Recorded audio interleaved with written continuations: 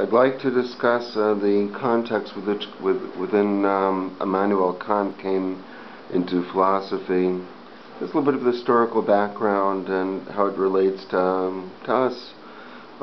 Basically, there had been before Kant what was called the Enlightenment, and that was basically the idea that reason alone can solve all of man's problems. It looked very much that man is good. This was different than the old Christian point of view that had been in the Middle Ages, that man was inherently sinful after the first fall and needed redemption. Now, the Enlightenment looked at man as being inherently good. Whatever problems that we have can be solved by reason. That was pretty much the Enlightenment. It wasn't. It was very different than the Middle Ages, but also sort of continued the strand of the Middle Ages of looking at reason as being the ultimate of what a man can reach and what it can be. That was, whether that was in Judeo-Christian thought with the Rambam, Rabbi Moshe ben Maimon, and Thomas Aquinas, Anselm, Al-Farabi, those people, basically in that tradition. As a reaction to that tradition came the pietists in Germany that felt that wasn't sort of wanted to get to simple piety. That was in the 1600s, and the ultimate of that, really, the ultimate reaction against the universities, against science, against reason, came about with Rousseau, who was, basically, when he emphasized the difference in the distinction between the good of people in general and the individual, and he definitely sided with the good of people in general rather than the individual or the thinker, and very much sort of, when the universities had become the pinnacle, he sort of sent everything into a quandary. And within that context, actually, Kant was born into a city where these were two basic parts of the city. Were both there, sort of not in conflict, but both were established. He was sort of born in the middle of this, between the pietists and the Enlightenment, and he found an amazing ground how to resolve this conflict. So in Kant, the main word is ground, like I've used in a couple of videos, the ground of existence. I've used that idea. Well, with Kant, ground was very important. The ground and possibilities, these were the words that he used.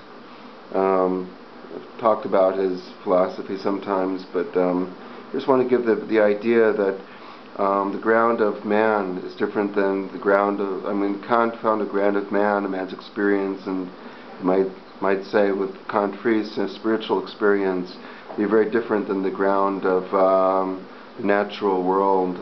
It's very different than ancient Greek science that saw man as part of the world, and man. This was like man and metaphysical experience being something completely separate, not completely separate, but a different realm of experience. It's the Kant Fries doctrine. And later on, with the funny thing was within the Jewish people, basically after the Enlightenment, it already, the Jewish people weren't really a part of that, because we had been sort of sent into the ghettos at the beginning of the Renaissance.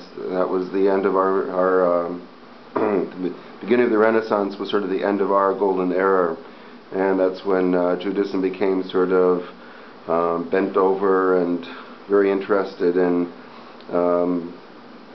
micromanaging, like the Maharillism, every micro detail. I guess what you call that, the Mishnah Berurah-ism today.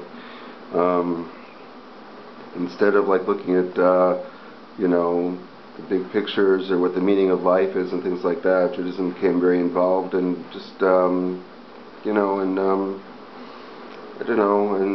micromanaging every single individual. Um,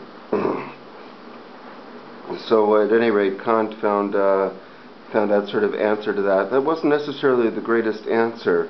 Eventually, certainly for a while, it's taken over. I mean, the Rousseau and the Kant paradigm has definitely taken over mankind. I mean, at least the Western world.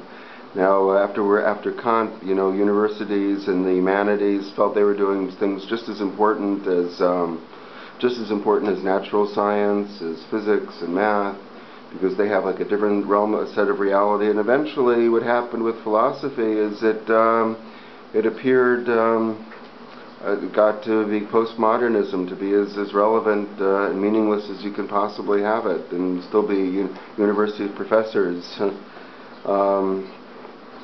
Economics isn't so far behind. People get Nobel Prizes in economics, and for the econometric model that's succeeded in completely falling flat on its face consistently, never giving the slightest insight into what economic life is really about. So the soft sciences sort of remained in soft sciences. So I could understand from all of this why people come to Gemara, Rashi, Tosfot, why people are interested in the spiritual aspect of what Torah is about.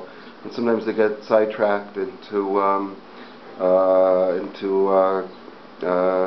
Kabbalah or Chassidut, and I've talked about that in other videos, why that's kind of a Trojan horse to sidetrack people, doesn't improve them, but that's not for this video today.